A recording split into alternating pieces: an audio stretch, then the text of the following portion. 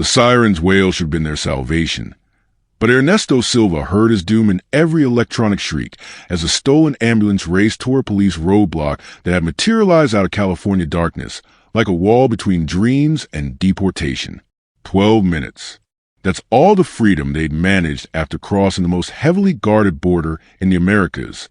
12 minutes of believing they'd outsmarted the system with sirens and flashing lights, playing emergency to hide their emergency.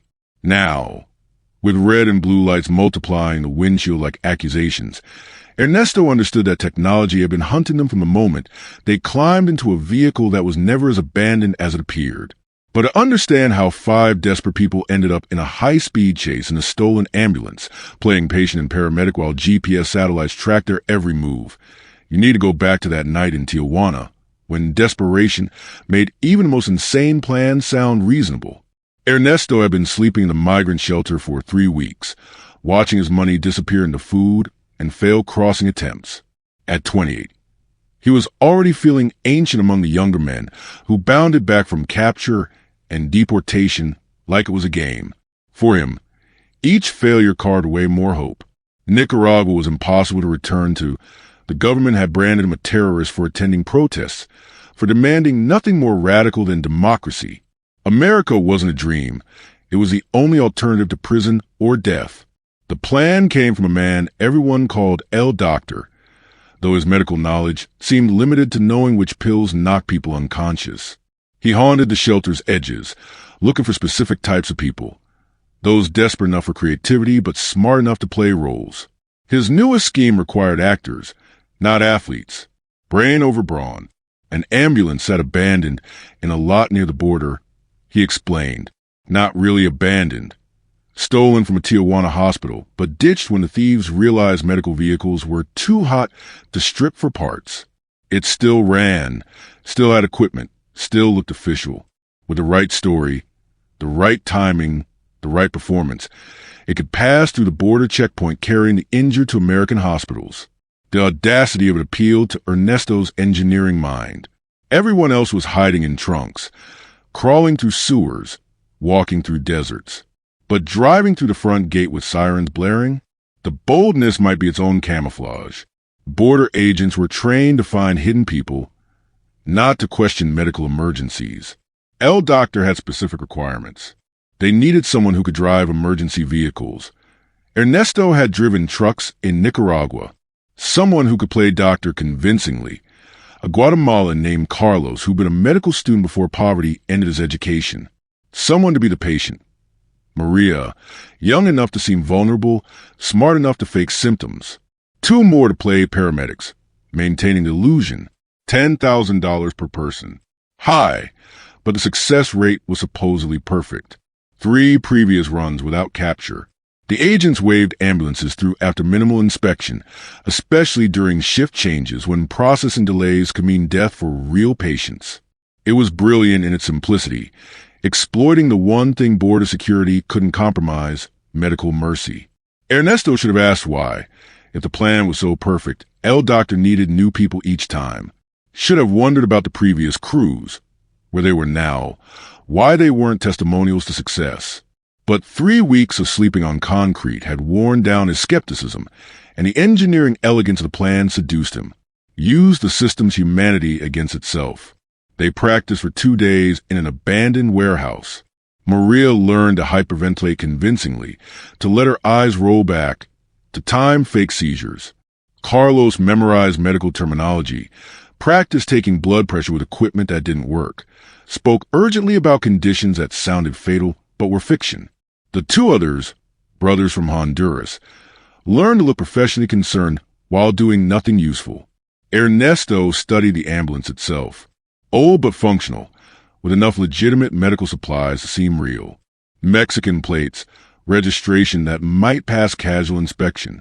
The GPS unit on the dashboard had been disabled, its wires cut cleanly. No tracking, El Doctor assured them. Just a clean vehicle for a clean crossing. The night of the attempt, they dressed in stolen medical uniforms that almost fit. Maria on the gurney, writhing convincingly. Carlos hovering with a stethoscope, shouting medical terms. The brothers manning equipment they didn't understand. and Ernesto at the wheel, sirens screaming their emergency to anyone who'd listen. The drive to the border was surreal. Cars pulled aside respectfully. Police nodded them through intersections. They were invisible in their visibility, camouflaged by assumption. Who would steal an ambulance to cross borders? Who would be insane enough to announce their crime with sirens? At the San Isidro crossing, the night shift was changing. Perfect timing. El Doctor had promised. Tired agents going home. Fresh ones not yet settled. The ambulance joined the special lane for emergency vehicles. Sirens still wailing their false urgency. Ernesto's hands were steady on the wheel, but his heart hammered, like it wanted to escape his chest. The Mexican agent barely glanced at their documents, waved them forward with the bored efficiency of someone who'd seen too many medical emergencies to care about another. The American side loomed ahead, floodlit and forbidding. This was a test. This was where plans either succeeded or shattered. The American agent was younger, more alert. He approached the driver's window with professional caution. Ernesto handed over the paperwork El Doctor had provided. Transfer documents for a patient needing specialized treatment in San Diego. The agent studied them, glanced at the back where Maria's performance was Oscar-worthy, writhing and moaning while Carlos shouted about time sensitivity. For a moment that lasted forever. The agent hesitated. His hand moved toward his radio, and Ernesto felt the entire plan balanced on that gesture. Then Maria screamed, not fake, but real, the sound of someone whose desperation had found voice. The agent stepped back, waved them through. Medical emergency. Human compassion. The system working exactly as El Doctor had predicted. They were in America. The ambulance rolled into California, sirens gradually fading as they left the border behind. In the back, Maria stopped her performance and started crying for real. Carlos pulled off the stethoscope with shaking hands. The brothers hugged. They'd done it. The impossible made real through audacity and theater. Ernesto should have felt triumph. Instead, he felt the cold certainty that something was wrong. It had been too easy. The agent's hesitation, the quick approval. It felt less like success and more like being allowed to proceed. But the others were celebrating, and he pushed the paranoia aside. They were in America. That's what mattered. 10 minutes into California, following the GPS toward the safe house El Doctor had promised, Ernesto noticed a helicopter, high and distant but definitely tracking their path. Coincidence, maybe. San Diego had traffic helicopters, news choppers, normal aerial activity, but it stayed with them, matching their turns. 11 minutes in, he saw the first police car, not pursuing, just sitting at an intersection they passed. Officer watching them intently, speaking into his radio. Another coincidence harder to dismiss. The celebrating in the back quieted as others noticed the attention. 12 minutes after crossing, the road ahead filled with lights. Police cars arranged in a perfect roadblock. Officers with weapons drawn. The helicopter dropping lower. Spotlight turning night into harsh day. And Ernesto understood with the clarity of an engineer seeing a design flaw. They'd been tracked from the beginning. The ambulance had never been abandoned. It had been bait. The GPS unit on the dashboard was disabled, yes. But modern ambulances had multiple tracking systems. LoJack for theft recovery, fleet management systems, emergency service locators. El Doctor had cut one wire and declared them invisible, but satellites had been watching from the moment they'd started the engine. The border agents had let them through not from compassion, but from coordination, letting them enter America, where prosecution was certain. Ernesto hit the brakes, but momentum and hope died hard. The ambulance skidded toward the roadblock, while officers screamed commands in English and Spanish. In the back, Maria's real screams mixed with sirens that suddenly seemed to be laughing at their stupidity. 5 people who thought they were actors in their own escape story, discovering they'd been props in someone else's arrest statistics. The ambulance stopped feet from the police cars. Officers surrounded them with practiced efficiency. Guns drawn but not eager. They knew these weren't hardened criminals, just desperate people who'd stolen the wrong vehicle. Ernesto kept his hands visible on the steering wheel, watching his American dream end through a windshield starred with spotlights. They were pulled out one by one. Maria first, still in patient costume, tears real now. Carlos with his fake stethoscope around his neck, like a noose of irony. The brothers, identical in their shock. And Ernesto last, the driver who delivered them all to custody with sirens announcing their arrival. The arrest was almost gentle.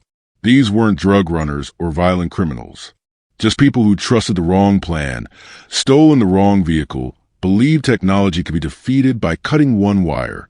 The officers seemed more amused and angry, like teachers catching students in an elaborate prank. At the detention center, the full truth emerged. The ambulance had been reported stolen 3 days ago, but instead of recovering it immediately, authorities had watched, waited, let El Doctor recruit his crew. They tracked every movement, recorded every practice session, knew exactly when the border crossing would be attempted. It was easier than chasing shadows through the desert. Just let desperate people deliver themselves in a vehicle screaming its location to satellites. El Doctor himself was probably already recruiting the next crew, Ernesto realized. Maybe he knew about the tracking, maybe he didn't. Either way, he got paid up front, and if his clients got arrested 12 minutes into America, that wasn't his problem. The perfect business model for someone selling hope to the hopeless. The detention center was familiar territory for Ernesto. He'd been there after 2 previous crossing attempts. But this time felt different. Stealing an emergency vehicle, crossing state lines, the theatrical nature of the deception, these weren't simple immigration violations. These were federal crimes with real sentences attached. His lawyer, overworked and underpaid, laid out the options. Plead guilty, serve 2 years, then deportation. Fight it, risk 5 years or more. The ambulance theft was a killer. Grand theft auto, interstate commerce, impersonating medical personnel. The very brilliance of the plan had become its legal doom. Simple border crossers got simple deportations. Elaborate schemes got elaborate punishments. Maria was released first, young, first offense, played the victim of others' plans. The brothers took deals, 6 months, then deportation. Carlos fought longer, arguing he'd been deceived, but eventually accepted a year. Ernesto, as the driver, faced the harshest sentence.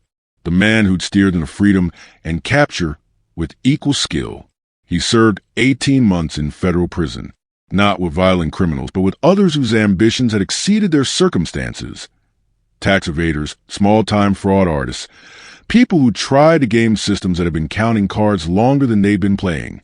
His engineering background made him useful in the prison library, organizing systems, fixing computers, staying sane through structure. The deportation flight back to Nicaragua was full of others with similar stories. Men and women who tried everything, risked everything, lost everything. The plane itself was a catalog of failed attempts. Some caught at the border, others after years of successful hiding. All reduced to the same outcome, the same flight south, the same uncertain future. But Nicaragua had changed in his absence. The government that had branded him terrorist had fallen, replaced by something that might have been worse. The protests he'd fled from had become revolution, had become civil war, had become exhausted stalemate. Returning meant choosing sides in conflicts that had evolved past his understanding. He found refuge in Costa Rica eventually, using his engineering skills in a country that valued them legally. The ambulance chase became a story he told rarely, the kind of failure too elaborate to be believed. 5 people with sirens and medical equipment, caught by satellites they'd forgotten existed. The perfect plan undone by imperfect knowledge of technology.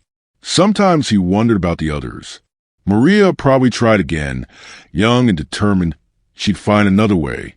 The brothers might have given up, returned to Honduras, and whatever they fled. Carlos might have finished his medical degree somewhere, become the doctor he'd only pretended to be.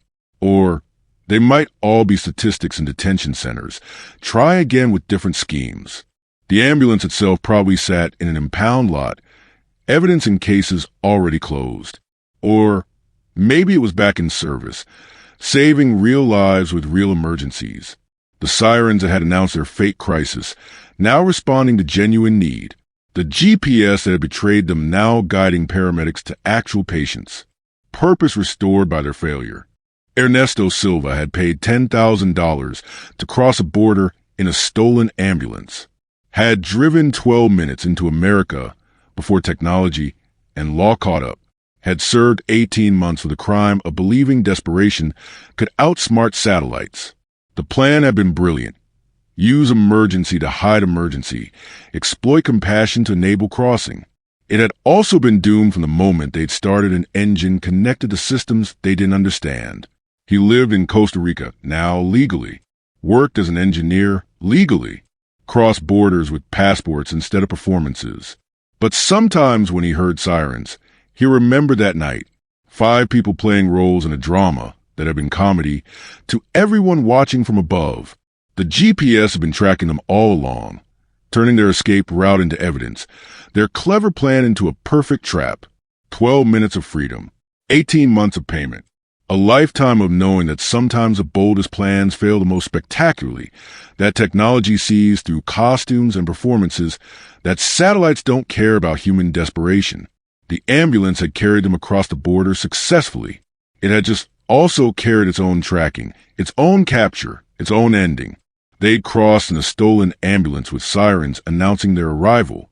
The GPS tracker had announced it to everyone else. In the end, they'd been nothing more than delivery drivers, transporting themselves to tension with lights and sounds, playing emergency while creating one. The border had let them through not from mercy, but from certainty. Why stop people who were driving themselves to jail? That was the cruelest joke. They thought they were escaping. They'd actually been delivering.